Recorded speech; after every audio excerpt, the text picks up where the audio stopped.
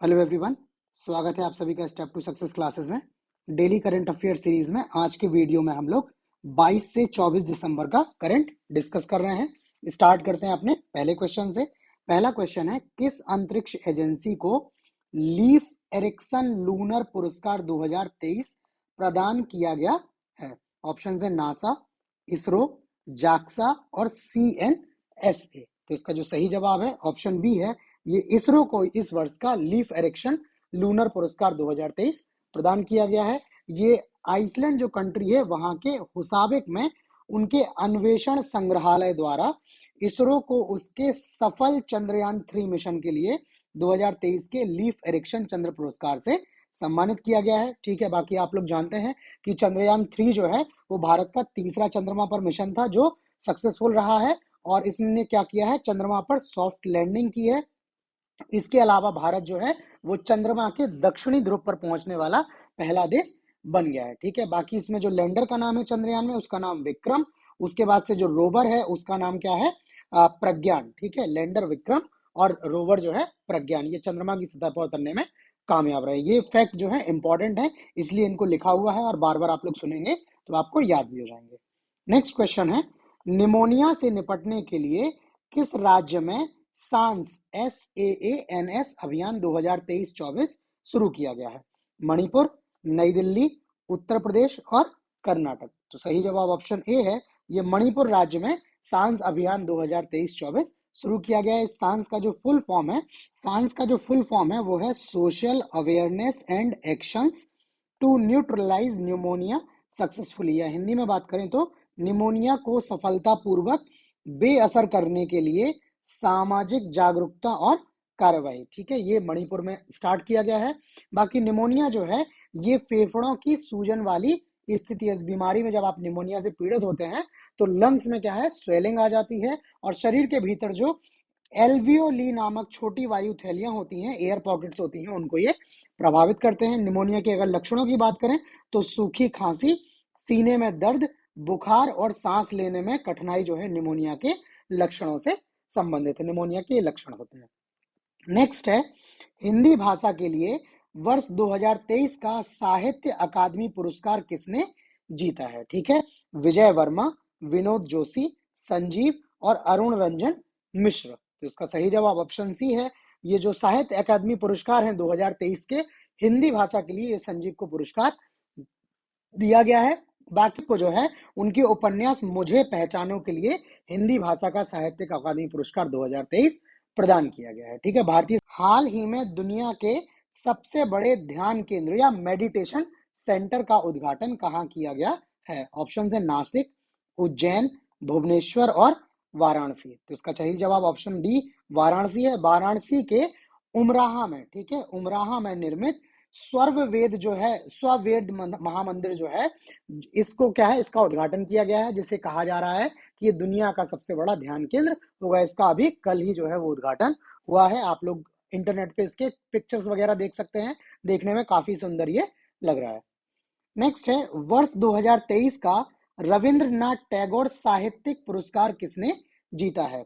शिव शंकरी, ज्ञान चतुर्वेदी, डॉक्टर माधव हाड़ा और सुकृता पॉल। तो सही जवाब इसका है ऑप्शन डी। ये सुकृता पॉल ने वर्ष 2023 का रविंद्रनाथ टैगोर पुरस्कार, साहित्यिक पुरस्कार जो है जीता हुआ है। इनकी पुस्तक का नाम है salt and paper selected poems, ये इनकी पुस्तक का नाम है जिसके लिए इन्होंने पुरस्कार जीता है। बाकी जो पुरस्कार है वो विश्व शांति, वर्ल्ड पीस, साहित्य, लिटरेचर, कला, आर्ट, शिक्षा, एजुकेशन और मानवाधिकारों के लिए एक मंच है, ह्यूमन राइट्स के क्षेत्र में ये दिया जाता है। इसके अलावा जो ऑप्शंस में 3 नाम दिए हुए थे, शिवा शंकरी जी का, ज्ञान चतुर्वेदी जी का और डॉक्टर माधव हाड़ा जी का, तो ये भी चर्चित नाम है। इनको जो है इनको भी पुरस्कार मिले हैं, जिनकी भी परीक्षाओं में आने की संभावना है, तो उनके नाम इसमें हमने इंक्लूड कर दिए हैं। बाकी जो भी हम लोग क्वेश्चंस डिस्कस कर रहे हैं, ये क्वेश्चंस हम आपको पीडीएफ के फॉर्म में भी अवेलेबल कराते हैं। इसके लिए हमारा टेलीग्राम का यूजर नेम है, आप इस टेलीग्राम यूजर नेम के थ्रू हमें ज्वाइन कर लीजिए और वहां से आपको ये पीडीएफ करंट की मिल जाएंगे। नेक्स्ट है, हाल में किस देश ने ओपेक संगठन छोड़ने का निर्णय लिया है? अंगोला, अल्जीरिया, कांगो और ईरान। तो इसका सही जवाब ऑप्शन ए है।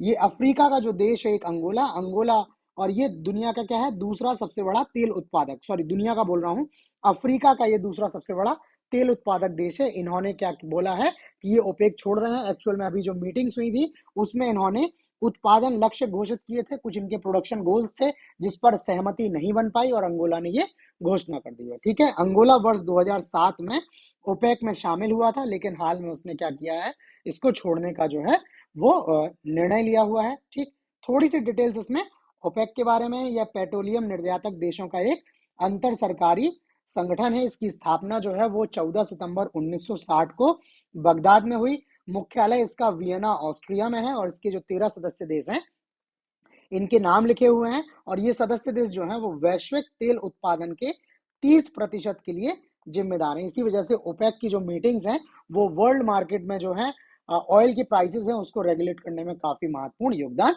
देते हैं। ठीक है, नेक्स्ट क्वेश्चन से पे चलने से पहले मैं आपको बता दूं कि यूपी पीसीएस की अभी परीक्षाएं आने वाली हैं। एक तो यूपी पीसीएस प्री आने वाला है 2024 और इसके बाद से यूपी की आरओ एआरओ की परीक्षा भी आने वाली है। ये दो महत्वपूर्ण परीक्षाएं यूपी पीसीएस आयोजित करने वाला है। तो इन परीक्षाओं को दृष्टिगत रखते हुए करंट अफेयर्स के प्रैक्टिस सेट्स की हमने जो है वो सीरीज स्टार्ट की है। ठीक है, इसमें अभी हम लोग जो है ऑलरेडी आपको 4 प्रैक्टिस सेट जो है प्रोवाइड कर चुके हैं। ठीक है, उसके आगे भी ये प्रैक्टिस सेट आ रहे हैं, तो वो प्रैक्टिस सेट भी आप जो है वीडियो देख सकते हैं चैनल पर अवेलेबल है उनके वीडियोस। नेक्स्ट है इंडिया स्किल्स रिपोर्ट 2024 के अनुसार भारत में काम करने के लिए पसंदीदा राज्य के रूप में उभरा है नई दिल्ली, महाराष्ट्र, केरल और गुजरात। तो इसका सही जवाब ऑप्शन सी है। ये केरल जो है वो भारत में काम करने के लिए पसंदीदा राज्य के रूप में उभर कर सामने आया हुआ है। स्पेशली कोच्चि और तिरुवनंतपुरम जो है इसमें देश के युवाओं के लिए रोजगार गंतव्य के रूप में उभरे हैं।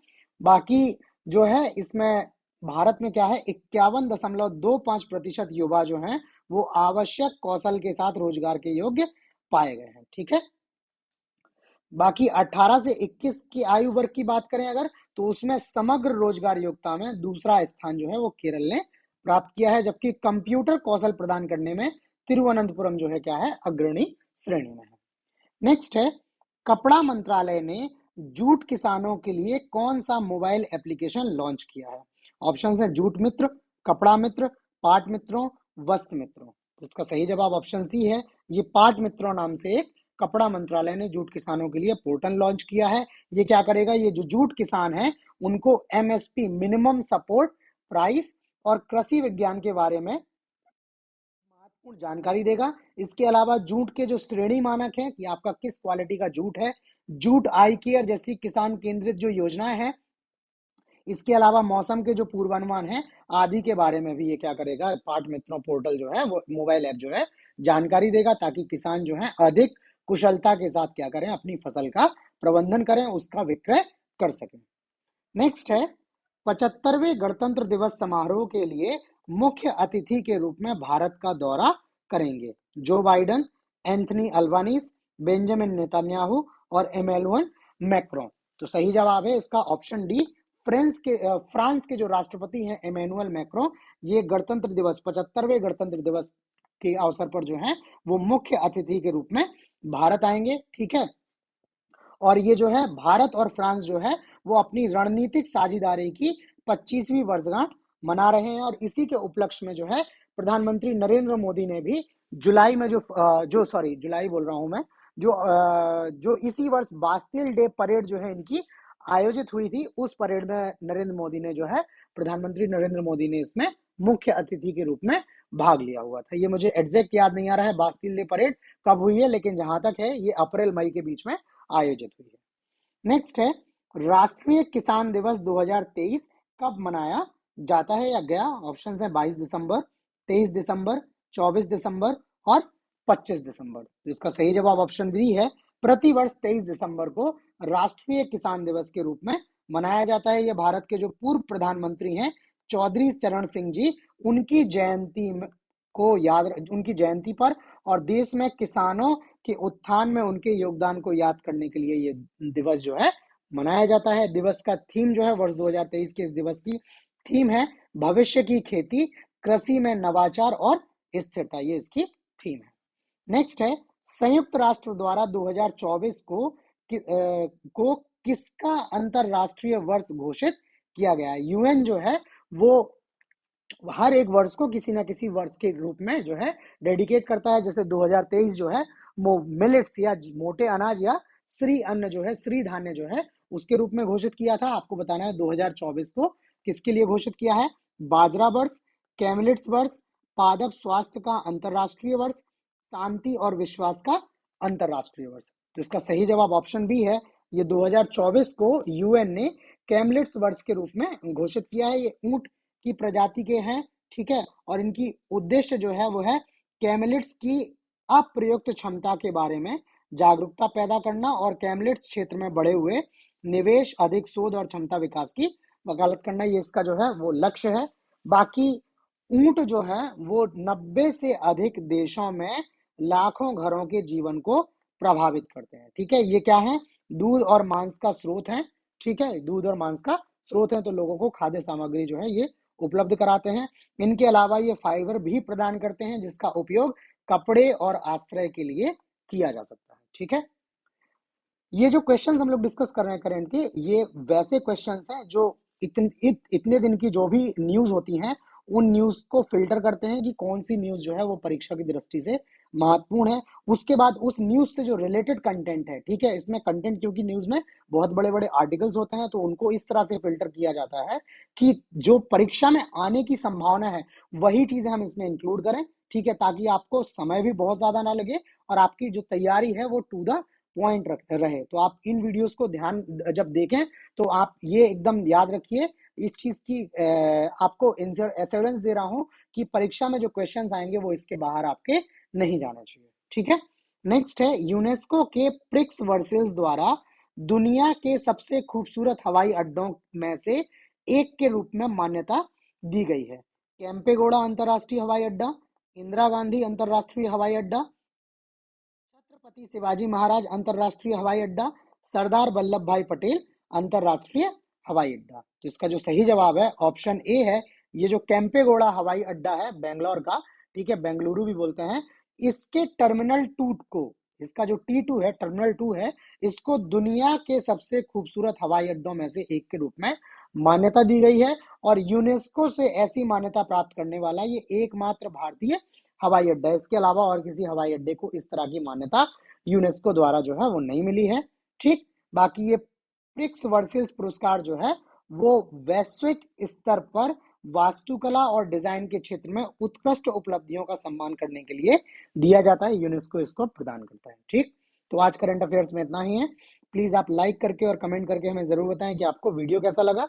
चैनल को सब्सक्राइब कर लें और नोटिफिकेशन भी आप ऑन कर लें ताकि नए अपडेट्स के बारे में आपको टाइमली इंफॉर्मेशन मिलती रहे।